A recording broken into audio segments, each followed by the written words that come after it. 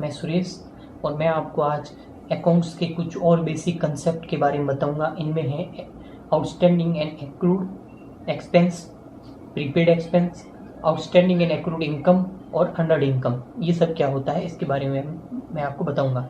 सबसे पहले अपन बात करते हैं आउटस्टैंडिंग एंड एक्रूड एक्सपेंस। एक मिनट, मैं आगे बढ़ने से पहले आपको कुछ बताना चाहता हूँ। अपनी जो अकाउंटिंग होती है वो एक्रूड बेस पे होती है, मतलब उपार्जित आय पे होती है। खर्चा हो या ना हो ऐसा नहीं है, खर्चा जिस पीरियड का है उसमें ही दिखाएंगे। मतलब खर्चे का अगर भुगतान अपन करें या ना करें उससे कोई मतलब नहीं है।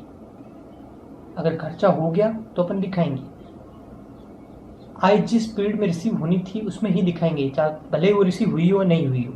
इसको कहते हैं उपार्जित आधार या एक्रूड बेस। अब बात करते हैं आउटस्टैंडिंग एक्सपेंस या फिर एक्रूड एक्सपेंस क्या होते हैं। वे खर्चे, जैसे ईयर में इस एग्जांपल में इसको समझाने के लिए मैं ईयर करंट ईयर लेके चलता हूँ 14-15। वे खर्चे तो 1/4/2014 से 31/3/2015 यानी कि 14-15 ये पीरियड मानते हैं।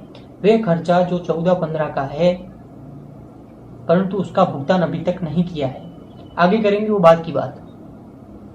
तो ऐसे खर्चे जो होते हैं वो कहलाते हैं आउटस्टैंडिंग या एक्रूड एक्सपेंस। वह खर्चा जो एक पीरियड का है लेकिन उसका भुगतान उस पीरियड में नहीं किया गया है, तो वह जो खर्चा कहलाता है वह आउटस्टैंडिंग या एक्रूड एक्सपेंस कहलाता है।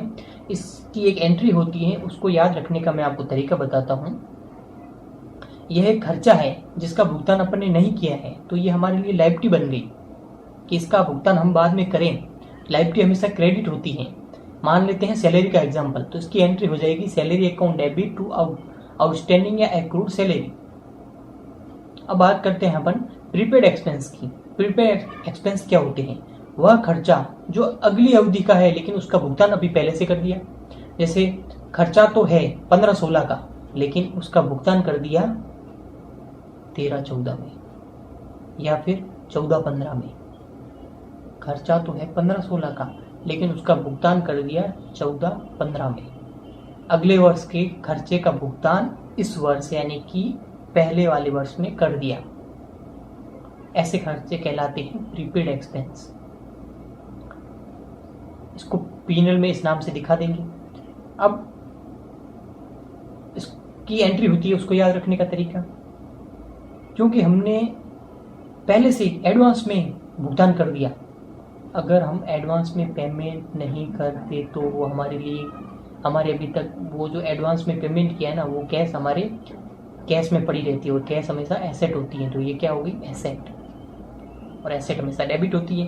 तो prepaid salary account debit to salary यानी कि prepaid expense account debit to expense, ये होती है इसकी एंट्री। अब हम बात करते हैं आउटस्टैंडिंग या एक्रूड इनकम क्या होती है। वही वह आय जो है तो इस वर्ष की लेकिन अभी तक प्राप्त नहीं हुई है, हमें रिसीव नहीं हुई है। यानी कि 14-15 की आय 14-15 में रिसीव अभी तक नहीं हुई है, लेकिन वो हमारे लिए इनकम तो है, हमारी एसेट है। तो इसको पीएनएल में एक्रूड या आउटस्टैंडिंग इनकम के नाम से दिखा देंगे।